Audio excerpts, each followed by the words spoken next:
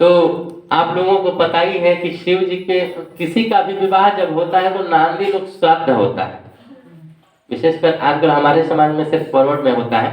तो वहां पर पिता का नाम पूछा जाता है, बाबा का नाम पूछा जाता है और दादा का नाम पूछा जाता है। हम लोग भोजपुरी में बाबा बोलते हैं, लेकिन साधारण वर्ड क्या है, शब्द ये है कि पिता, दादा और परदादा। ठीक है। तो शिव जी का जब विवाह हो रहा था तो नारद जी पूछे कि आपके पिताजी का नाम क्या है, जब नांदी श्राद्ध कर रहे थे। तो अब शिव जी विचार कर लेंगे हम क्या बताएं मेरे पिताजी कौन है। शिव जी ने कहा कि मेरे पिताजी का नाम ब्रह्मा। तो नारद जी ने कहा बोलो, ब्रह्मा नाम है पिताजी का। तो शिव जी बोले कि मेरे पिताजी का नाम ब्रह्मा है। तब बोले कि अब दादा का नाम बताओ, 3 पीढ़ी का नाम चाहिए ना। अब दादा कौन है मेरे। तो फिर नारद जी बोले कि बोलो भगवान विष्णु मेरे दादा हैं। तब बोले कि हाँ, भगवान विष्णु मेरे दादा है, क्योंकि विष्णु भगवान के नाभि कमल से ब्रह्मा जी की उत्पत्ति हुई और ब्रह्मा जी के ब्रह्म तेज से शिव जी का उत्पत्ति हुई। ये पिछली बार हमने बता दिया है आप लोगों को। तब अब की बार आ गई परदादा की बात। बोले कि अब बताओ कि परदादा का नाम क्या है। तो भगवान विष्णु से श्रेष्ठ तो कोई है नहीं। वो सृष्टि के अंत में भी थे, सृष्टि के शुरुआत में भी थे और सृष्टि में भी हैं। वो तो सब जगह है, सर्वत्र है, सर्वज्ञ है और सर्वशक्तिमान है। अब दादा, उनका तो कोई पिता है नहीं। तो बोले कि बताओ अपने परदादा का नाम।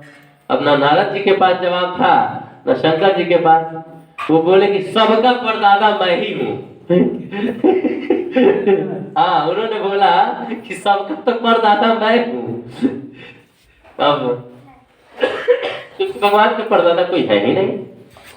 तो इस तरह से वो तो सृष्टि के नियामक रूप संतुलन तरीके से चलते रहे, इसलिए ब्रह्मा विष्णु महेश का उन्होंने वध किया।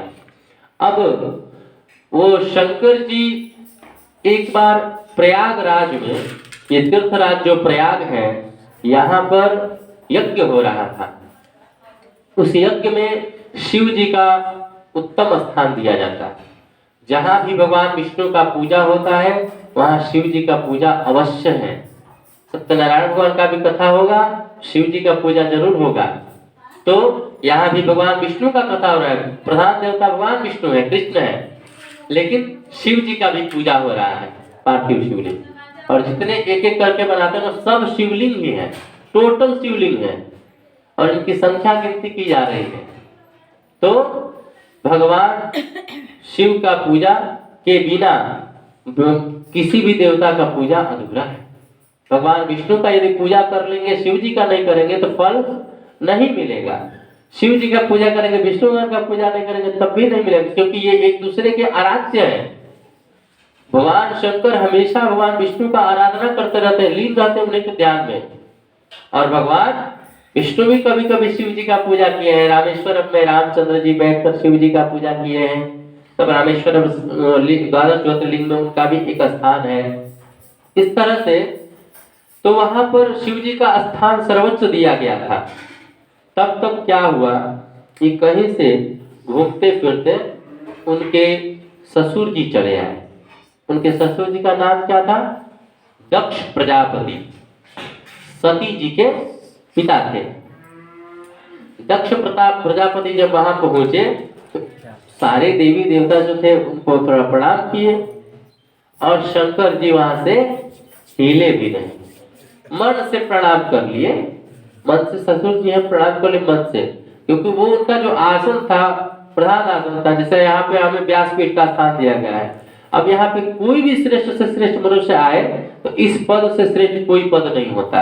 अब यहाँ से उतरकर हम प्रणाम करें ये संभव नहीं है। बस यही से मन ही मन प्रणाम कर लेंगे, ये यदि आपके मन में श्रद्धा है तो। उसी तरह से भगवान शंकर का बहुत ऊंचा स्थान था और वहां पर जब दक्ष प्रजापति आए तो मन से प्रणाम कर लिए, क्योंकि ये भगवान का के ध्यान में सतत लीन रहते हैं। और भगवान के ध्यान से बड़ा, जब भगवान का ध्यान में जब कोई व्यक्ति तल्लीन हो जाता है तो दुनिया की कोई भी चीजें उसे सूझती ही नहीं है।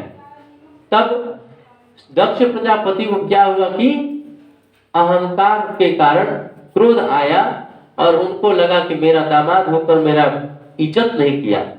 तब उन्होंने नाना